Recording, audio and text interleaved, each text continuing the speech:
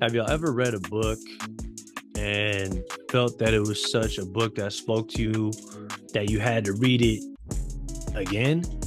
Sometimes even 3 or 4 times. I have for sure. And there's a quote from Stoicism, I believe it's Heraclitus, if I'm pronouncing that correctly. The quote says something along the lines of, no man ever steps foot in a river twice, for it's not the same river, and he is not the same man. And you might be asking yourself, like, how is that even connected to reading a book for the second, third, or fourth time? I always look at it like this.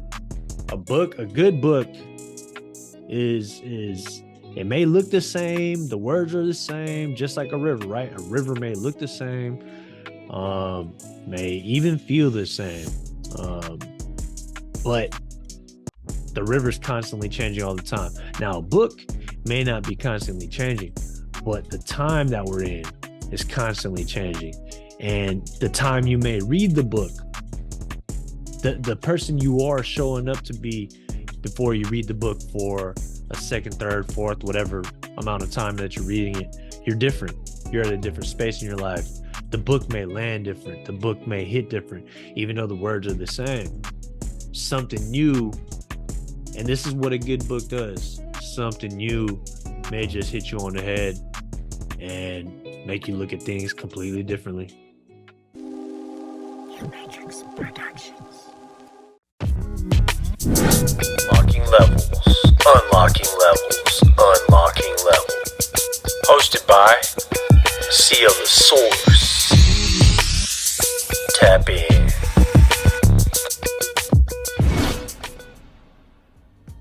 What's good, y'all? It's your boy CL the Source, your friendly neighborhood hope dealer. Thank you once again for tuning in to another episode of Unlocking Levels. In today's episode, I'm going to be doing something a little different. I'm actually going to be reviewing a book that I read recently. It's been a book that's been in publication for quite some time now. It's been on my agenda to read this book for a while now, and I've heard so many people talk about this book. It's commonly referred to as one of the greatest self-help books, self-development books in the space that I currently work in terms of getting better and spiritual and self-development and personal development, things of that nature. And the book I'm referring to is, if you're not watching this, the book is The 4 Agreements by Don Miguel Ruiz. This book, like I said, has been in publication for quite some time. It's been a while, that I've been looking at this book, been wanting to read this book, but I've had so many other books that I wanted to read beforehand and that have kind of caught my attention. But the time came where I finally picked up the book. I saw it at Target, actually, and it was a really good price. It looked like a very quick read. I felt like I could put this down in less than a week or so, and that turned out to be the case. I picked it up, and it was such an easy read from cover to cover, beginning to end. It was super fluid, very easy to understand and comprehend, and it was just a smooth flowing book. So if you haven't read this book, I highly recommend it, first of all. And before we get into the actual details of the book and my review of the book, I do want to let y'all know that there may be some spoiler alerts. So if you haven't read this book yet, you may not really connect with this video, or you may not even want to watch the video through its entirety, just because you might want to read the book for your own and really kind of figure it out yourself. But even if you haven't read the book, I think that this episode could serve as a great preview for you, and it could also be that push that you're looking for to actually go and cop the book and read the book for yourself and find out if it's something that connects with you, because I firmly believe it could. I'm confident that it will. Now, the book itself is about, let's see here, how many pages is this book? It's about 140 pages or so, give or take. And a really quick read, like I mentioned.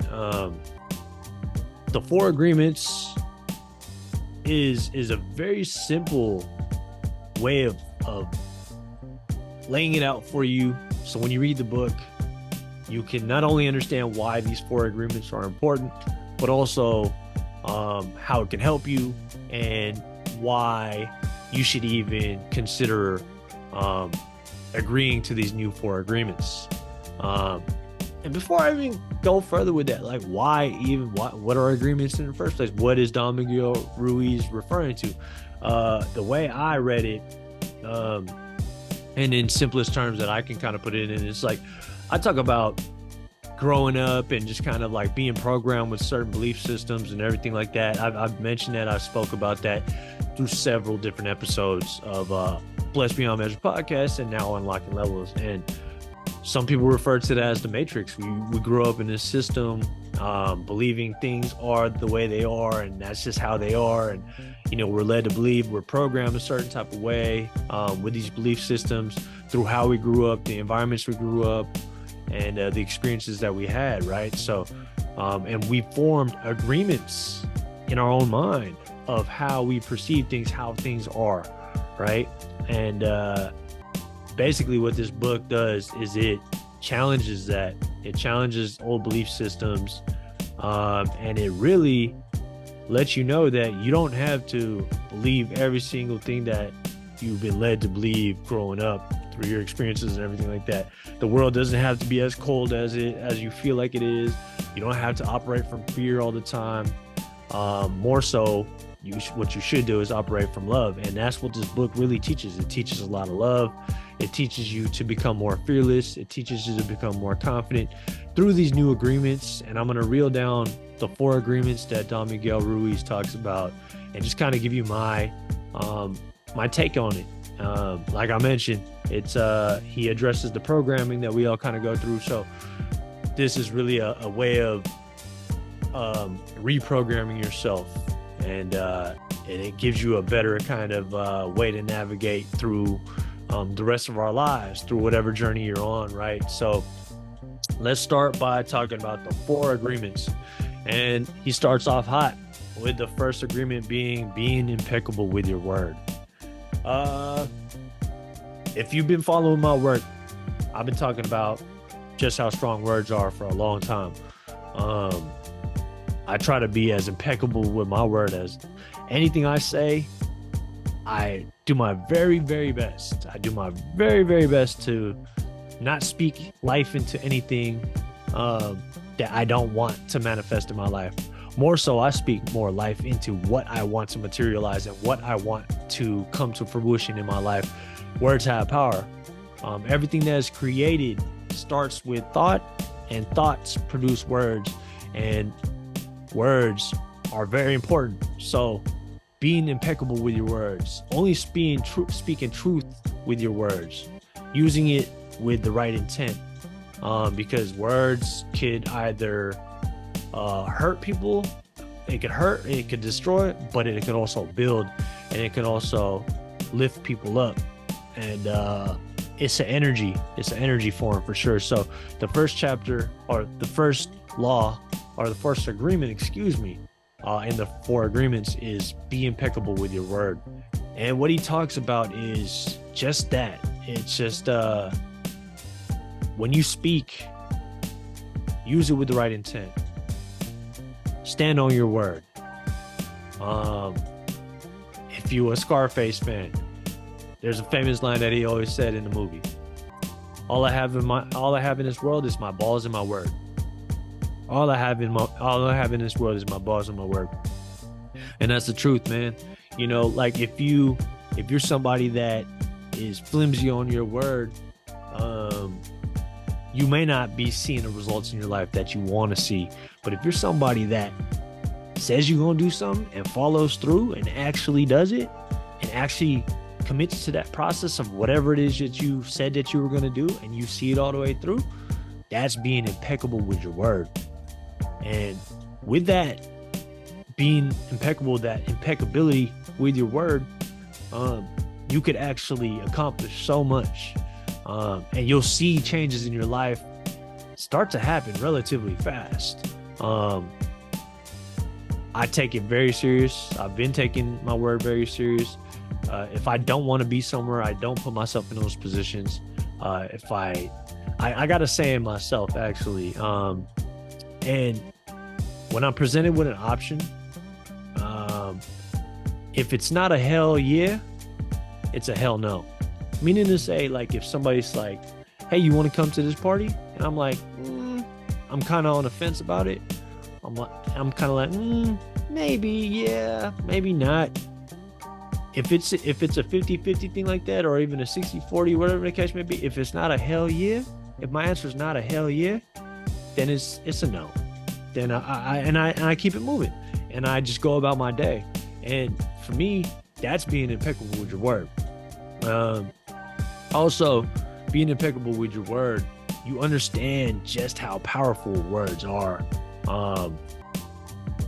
When you say you're going to show up on time for something, or you promise something to somebody, that's important, because not only are you promising it to that person, but you're promising it to yourself. And if you break promises, you're only lying to yourself. And what's going to come from that in your life? A lot of unnecessary suffering, to be quite honest with you, because you're not truthful. You're not honest. You're lying to yourself. You're lying to other people. And that's an energy in its own.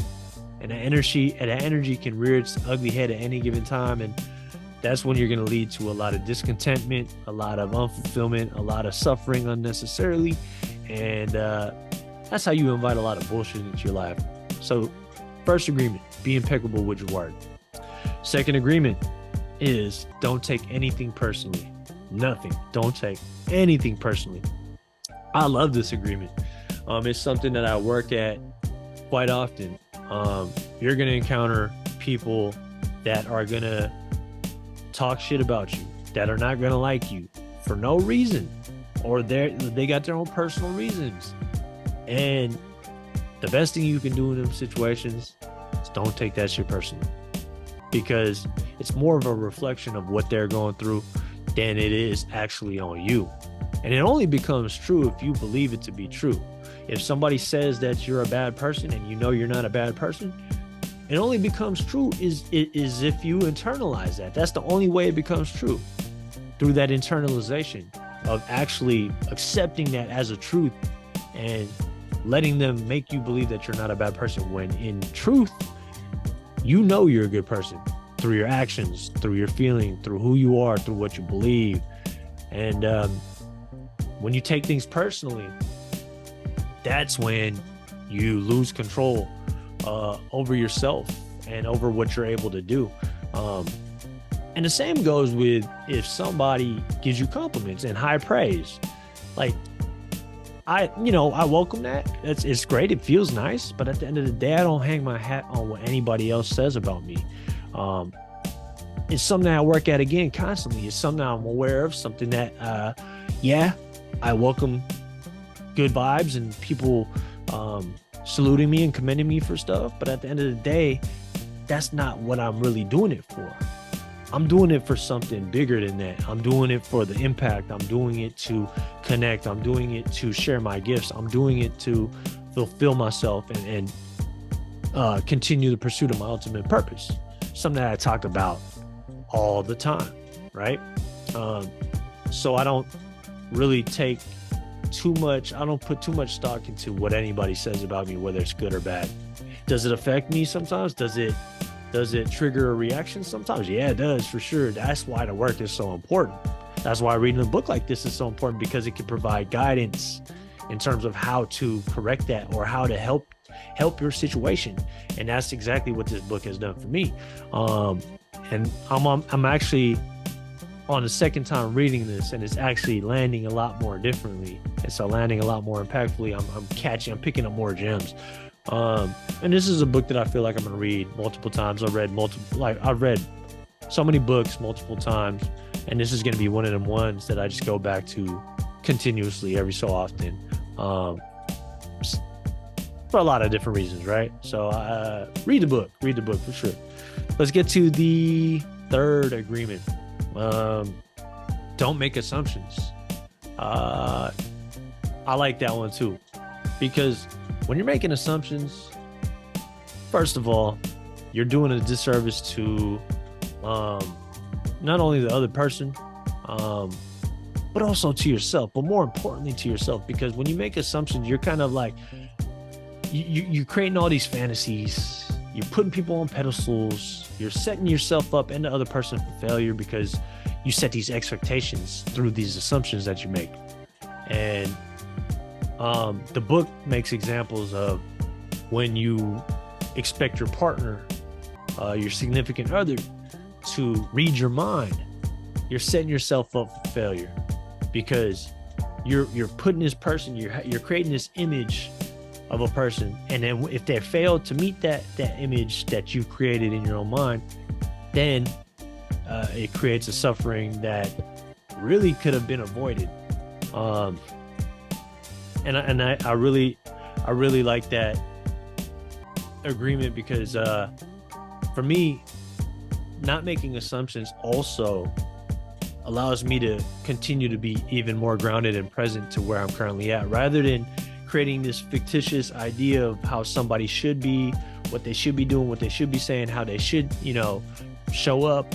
But when you don't make assumptions, you kind of just take things as it comes and you deal with it as it comes. And through the first two agreements of being impeccable with your word and not taking anything personally, it ties in so beautifully.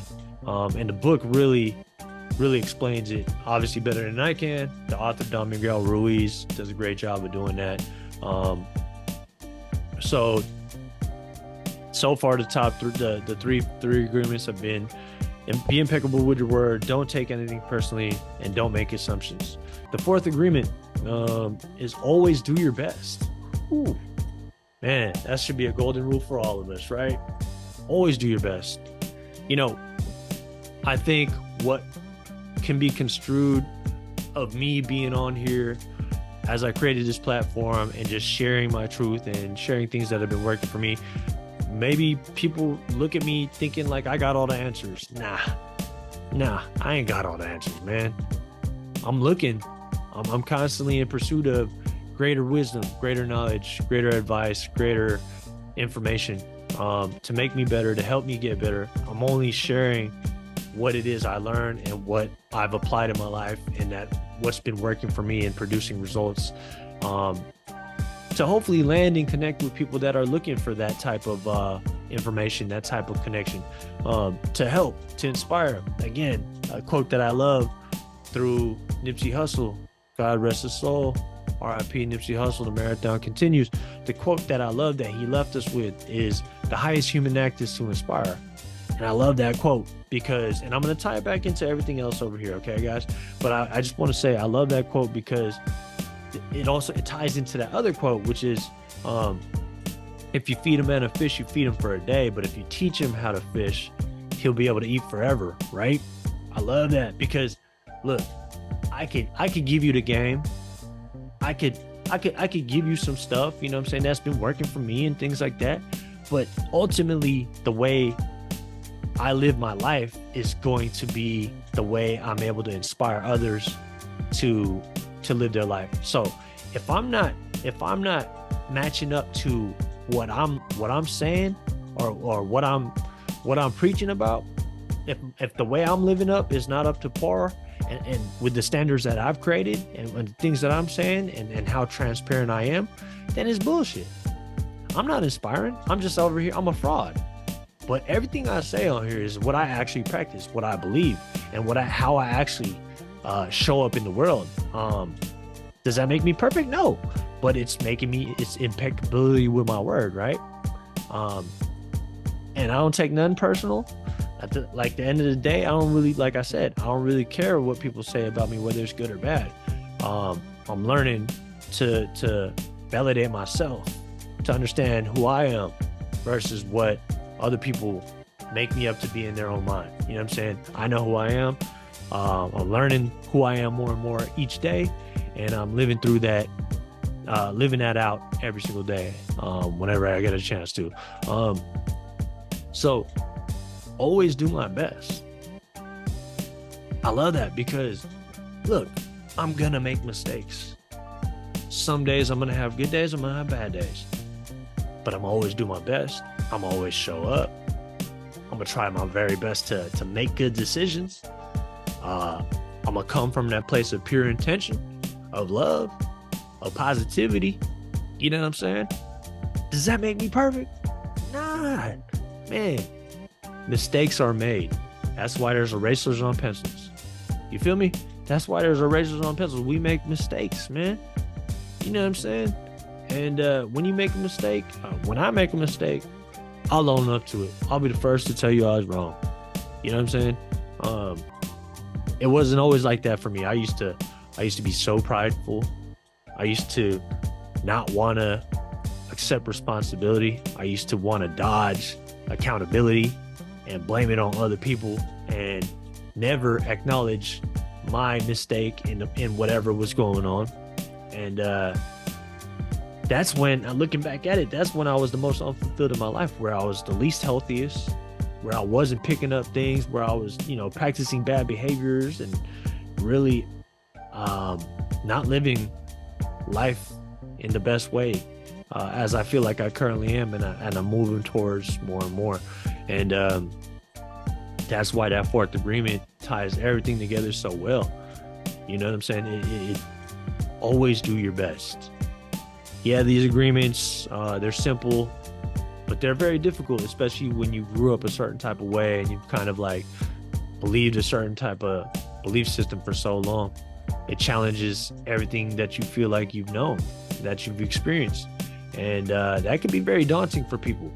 And it was for me as well, but through the work of development, through the work of just wanting to be a better person, I've challenged myself. I've accepted the challenge, and I've helped it. I've let it help mold me. And I'm by far not a finished product, not at all. And I don't think nobody's a finished product until we die, and even whatever happens after that. But this book, all in all, has given me a lot. I feel like it's going to be a book that I go back to all the time. As I mentioned, I plan on reading this multiple times. I'm on my second read now, and I feel like I'm just going to find new gems, or it's gonna hit me in a time in my life where I'm like, oh, this one makes way more sense now. And where I'm at right now, this book has given me a lot. So thank you to the author, Don Miguel Ruiz. If you haven't read this book, The Four Agreements, go get this book. Go read this book. And yeah, let me know what you think in the comments about what you thought about my assessment, my review, and my breakdown of this book. Because, I'd love to hear what y'all thoughts are, especially if you read the book. I'd love to hear how you perceive the book, your perspective on everything. And I'd love to have some dialogue about this for sure. So thank you once again for tapping into Unlocking Levels. It's your boy CO the Source, your friendly neighborhood hope dealer.